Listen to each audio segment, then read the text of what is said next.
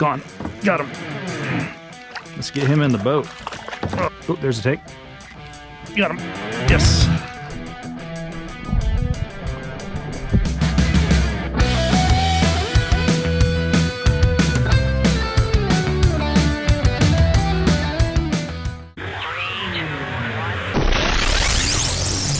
What's up, people? Today I'm going to be fishing on Watauga River at the Siam Bridge. I'm excited because I actually have not fished here in probably about 6 months.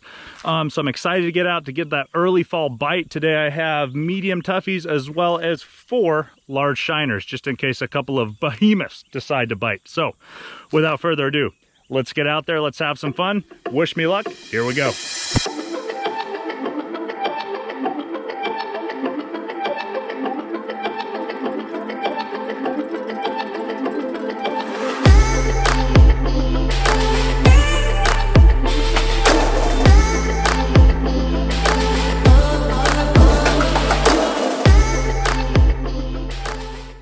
All right, people, we're here.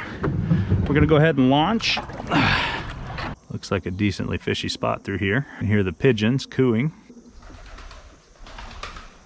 And there goes the cooing pigeons. So my opinion is, now that we're in a deeper section, we gotta fish it a whole lot deeper. You wanna fish so that you're at least 2/3 of the way down in the water column, guys. You don't wanna necessarily fish on top. And it's a good section for brown trout. So coming up here in a few minutes, we're gonna be getting into it. Until then, I just kind of cast on both sides of the boat, work both sections, and as soon as I get up to this bridge, that's when it's game on. Gone. Got him. There we go, guys. So first fish of the day. We've got a little bitty brown trout here. Let's get him in the net. That way I can deal with him. So really nice take. Again, guys, that's the beauty of a circle hook, is check out the way he's hooked right there on the edge of the lip. Go ahead and take that off. Let's check out our first fish of the day. Beautiful little brown. And let me grab my other GoPro real quick because I want to do a little release shot here.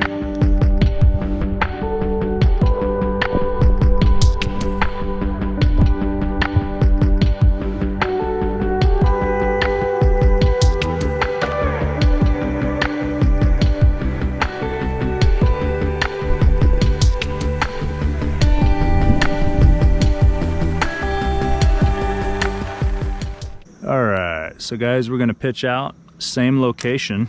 Sometimes it doesn't hurt to go to the same location in case there's a little school right there. Oop, gone. Oh man, okay. Dang it, I totally missed that. I was daydreaming. That one's on me. All right, just significantly got deeper, guys. It got a lot deeper, so let's make it deeper on my end too. Always good to make adjustments whenever you're fishing. When you notice the water changing depths, you need to change depths too. Don't be lazy, just reel in real quick and make it happen, because it can be the difference between catching a lot of fish and not catching anything. All right, you guys, so I'm gonna cast right up against this cliff over here. It's a good spot to cast. There we go. It's just the current slows down ever so much because we've got this down tree. It creates its own little pocket for resting fish, but also it creates an area for them to feed. So I just want to make sure I'm in the right zone. Yep, there's a little pop. Let's see if he's definitely getting messed with. Let's see if he goes under though. Somebody's got him. Somebody's got him. Let's see if it's a little fish. It's trying to eat it. Got him. That was cool. Oh, well, he's not so bad. He's a nice little brown. He's a nice little brown. Oh, get that untangled. All right. Let's get him in the boat. Oh, all right, so he's in the net. The colors on this brown trout are awesome. All right, you guys, so one of the fish today I think I'm gonna use for smoked trout. My wife has asked me for smoked trout, and this is the perfect size. He's not too big, he's not too small. All right, you guys, so we're gonna go ahead and switch over to one of those big fish, because today one of my goals is to catch a big fish. It's a slower day, but that doesn't necessarily mean that it's gonna be a bad day to be out here on the river. It's just gonna take getting a little bit lucky. So we're gonna put on one of these big old shiners, and I'm talking, I mean, he's a good 3-inch shiner. big guy. He's got a lot of power. He's gonna make this bobber honestly move around quite a bit. But what he's also going to do is he's potentially going to bring in a big fish, which is what we're after today. So I'm going to go ahead and cast him in front of my boat here. And what we're going to do is just slowly drift with this guy. And like I said, he's huge, so if anything actually picks him up and takes that bobber under, that's going to be something. All right, let's bring her in. All right, you guys, so I just drifted for about 10 minutes on the giant shiner with no takers, so that's okay, that happens. So what we're going to do is we're going to completely re-rig our setup, and let's see if maybe a spinner is what we're missing today. Now, this is my favorite spinner. I used to use these all the time on Wilbur Lake, and I'm excited to see how it does here. So guys, when it comes to spinner fishing, you don't have to do much other than just retrieve and wait for the take. So what we're going to do is just slowly work our way through here.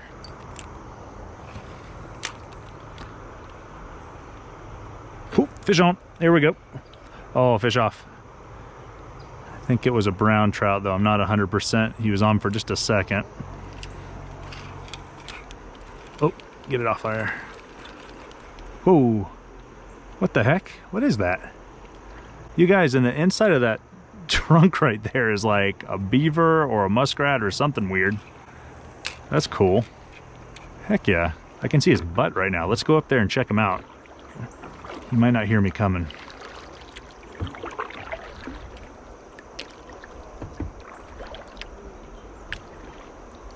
All right, check it out, guys. He's right here.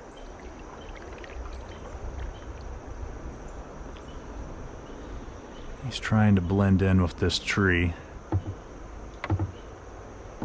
I don't know if you guys can see his fur right here. He is trying so hard right now. So yeah, it's like a little muskrat. It's got a straight tail. And if I touch his tail, he may come out for us. We'll see. Yep, here he comes. There's his head, his little whiskers. Whoa, there. And there he goes. Trout just shot by. Oh, guys, monster. Absolute monster.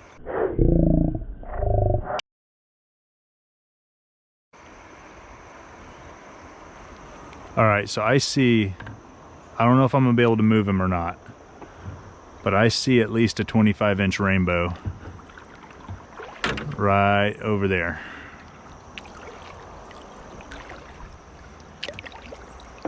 And I doubt I can move him. I put that spinner right in front of his nose and he did not slightly even take.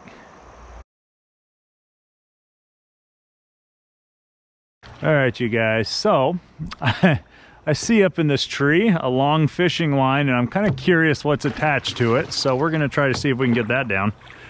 Somebody just went a little bit too high on their cast, but let's go ahead and reach out here, grab the fishing line, see if we can get it down. Oop. And all we actually got was just the fishing line. Whatever's still up there, but that's okay, because that's more fishing line we can get out of the river, so too much wildlife around here. All right, you guys, so I've paddled all the way back up. We got the bridge right over here to my left. A soft rain is starting to set in, but I'm just gonna continue to fish because it feels good outside and because this is the time that I've been given with the daycare system, and I want to take full advantage of it before I have to go pick up my little boys. So I'm gonna go ahead and cast it right back in here, a little bit closer to the bank this time. And we're just gonna do constant screen wipes to make sure the water doesn't build up too much. Okay, this seems like a pretty good spot. We'll just drift with it for a little while right in here. The zone below me is probably about 8 feet deep. Oh, there's a take. Got him. Yes. Fish on, guys. All right, let me grab my net. All right, and another perfect size for smoking trout. I'm super pumped about this, you guys, because my goal was truly to bring a few home today, and that's exactly what's happening. We've got the hook out. However, we're just gonna put this guy right on the stringer with our other guy. All right, so we got 2 brown trout on the stringer. My goal was to get about 3 or 4, so let's see if we can get at least 1 more brown trout today. And again, guys, if I catch one that's kind of like that mid-size range, anything from like 10 inches to like 14 inches, that's kind of the zone I want it to be in. All right, you guys, we're on our last drift of the day. The rain's really coming in. I need to get going. So we're just drifting it. Never went under though. Yep, there he goes. Got him, guys. Oh, stay on. Stay on, stay on. Here he comes. Last drift of the day, you guys, we got him. That was really nice. Perfect. Another little brown trout, perfect for the smoker. So we've gotten our quota for the day. I wanted to get at least 3. All right, you guys, so I just got done fishing for the day. It's been a bit of a grind. The rain came in, kind of set in, slowed down that bite, but I ended up getting one of my quotas, which was to try to get at least 3 fish for a smoked trout dip. So now what we're gonna do is we're gonna take these home. I'm gonna show you guys exactly how I make this dip, and we're gonna have a lot of fun doing it. So what's up, you guys? It's now time for the cooking part of this episode, and we are going to try and make some delicious smoked trout. But before we can even do that, we've got to first fillet our trout.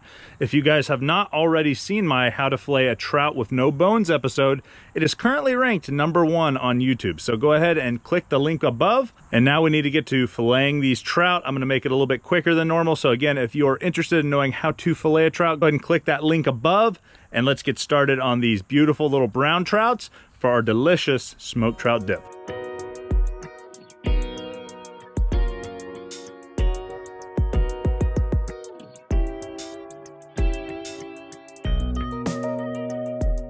All right, you guys, so the first step when making a smoked trout dip is you need to brine or dry brine your trout. So the first thing I'm gonna do is I'm gonna make a mixture of 2/3 brown sugar, 1/3 salt. I'm gonna put it in a mixing bowl, and the next thing I'm gonna do is mix it up. And you wanna mix it up really good so that it's evenly distributed between the 2 ingredients. And then what you're gonna do is get a plastic container where you can lay your fish down. So I typically am going to lay the trout fillet skin side down on the first blanket of dry brine. And then what I'm gonna do is put another blanket on top that covers every inch of the trout fillet. Next, we're gonna lay our trout fillets yet again on top of the next layer of dry brine. And I'm gonna face those trout down this time so they're facing each other. And then just like before, we're gonna lay another blanket of dry brine on top of the fillets so that they are completely covered. Next thing we're gonna do is go ahead and seal our container, make sure it's airtight, and then I want you to put it in the refrigerator for up to 24 hours. And what this is gonna do is it's actually gonna suck a lot of the moisture out of the trout fillet while also seasoning it and making it very sweet and savory. Next, you're gonna wanna rinse off the dry brine from the fillet, use cold water, and once you've done that, you just lightly dab it with a paper towel to get it slightly dry. Then what you wanna do is actually let the fillets sit for up to 20 minutes so they become very tacky, and while you do that, a lot of times that's when I will go ahead and get the charcoal started. So I'll go ahead and get that charcoal nice and hot. Sometimes this can take up to 15 or 20 minutes. And then what I'm gonna do is dump it into my grill. So guys, I don't actually have a smoker, but you don't have to have a smoker to successfully smoke trout. Make sure that all of the hot coals are on one side of the grill, and then find your favorite type of wood. I actually have apple wood that's been lightly soaked in water. Next thing I'm gonna do is I'm actually going to lay down all of the trout fillets on the opposite side of where the heat is so that it's indirectly cooking while also smoking all the flavors into the trout fillet. I'm gonna go ahead and vent it halfway and then let it sit for up to 20 minutes. You can check occasionally and make sure it's just a golden brown, and once it gets that nice golden brown tackiness, that's when you know that the trout is ready and it's been smoked properly and it's time to take it out. Guys, obviously if you had a proper smoker you could smoke it for a longer period of time, but when I have a grill, typically around 20 minutes is what it takes. The next thing I'm going to do while the trout is still warm is I'm going to go ahead and peel the skin off. It comes off fairly easily. I'm going to collect all of my trout meat, or I guess all my smoked trout meat, into one container. So guys, now would be a great time to also make sure that your trout pieces are nice and small. All right guys, so the next step is to dice up your green onions, and make sure you dice them nice and thin, just like that. And then next we're going to go ahead and start mixing everything together. So we're going to start with our base layer of trout. So now is when we'll go ahead and add our cream cheese, and we're going to follow that by also adding in our sour cream. Next will be the green onions that have been finely chopped. Then we're going to go ahead and add some Worcestershire sauce to the mix, followed by a little bit of garlic powder. All right, you guys, and now we have a little bit of paprika to add to the mix, a pinch of cayenne, a little bit of lemon juice, as well as a little bit of pepper to taste. And then we're going to mix everything up, and you just want to take your time. If you have a mixer, go ahead and use your mixer. Otherwise, you can just do what I did and mix it right there in your mixing bowl. And then after that, it's time to plate everything. And there you have it, a beautiful smoked trout dip worthy of any get-together or party, and I hope you guys really enjoyed this one. All right, you guys, so here's the smoked trout dip. I already know for a fact it's really good, but let's go ahead and take a bite anyway and enjoy this piece.